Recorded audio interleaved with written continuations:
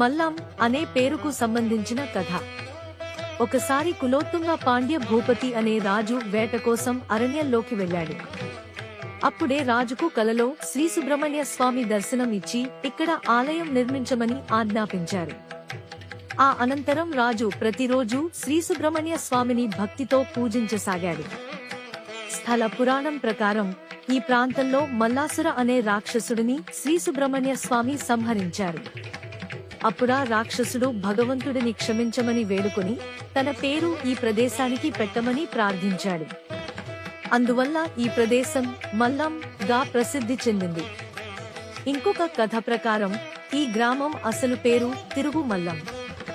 కారణం, ఇక్కడ వర్షాలు పడినప్పుడు సమీపంలోని చెరువుల నుండి నీరు పొలాలలోకి ప్రవహించి తరువాత మళ్లీ చెరువుల్లోకి తిరిగి పోతూ ఉండేది. స్థానిక తెలుగు భాషలో తిరుగు మల్లం అంటే తిరిగి వెళ్లే నీరు అని అర్థం. ఆ ప్రత్యేకమైన ప్రకృతి లక్షణం కారణంగా ఈ పేరును పొందినట్టు ఒక విశ్వాసం ఉంది. ఆలయం గురించి. ఈ ఆలయం 10వ మరియు 11వ శతాబ్దాలలో చోళ రాజులచే నిర్మించబడింది. ఇక్కడ ఉన్న వసంతల మండపం శిల్పకళా నైపుణ్యానికి ఓ ప్రకాశవంతమైన ఉదాహరణ. ఈ వసంతల మండపం అశ్వజోడుతో నడిచే రథం ఆకృతిలో అద్భుతంగా శిల్పించబడింది. ఈ మండపంలోని స్తంభాలపై రామాయణం మరియు శివపురాణంలోని ఘట్టాలు, సంఘటనలు అద్భుతంగా కక్కబడ్డాయి. వీరసేవుల వీర కళ్ళులు కూడా ఇక్కడ కనిపిస్తాయి. వసంత మండపంలోని 64 స్తంభాలు రామాయణం, భారతం మరియు భాగవతంలోని కథలతో పాటు తిరుగులు చిగురించిన అలంకరణలతో నిండి ఉన్నాయి. ఈ మండపం ప్రక్క భాగాలు మరియు కింద భాగాల్లో అనేక అందమైన శిల్పాలు అలంకరించబడ్డాయి.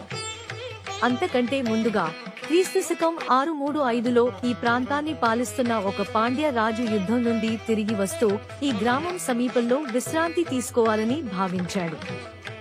దానికోసం వృక్షాలను తొలగించమని తన ప్రజలకు ఆదేశించాడు.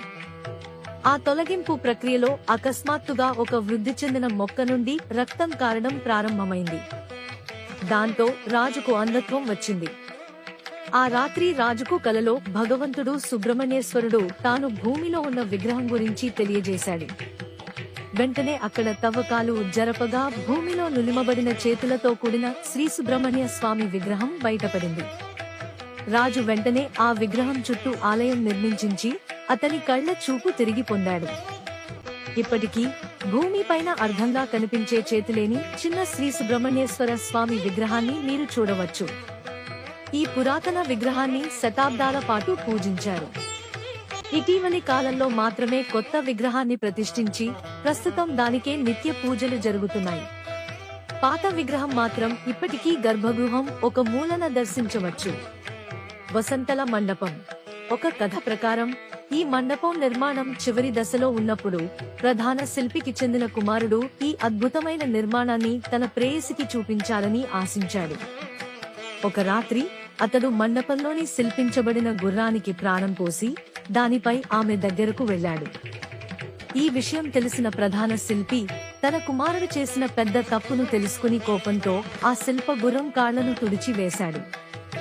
అనంతరం తన కుమారుడిని హత్య చేసి తాను కూడా ఆత్మహత్య చేసుకున్నాడు.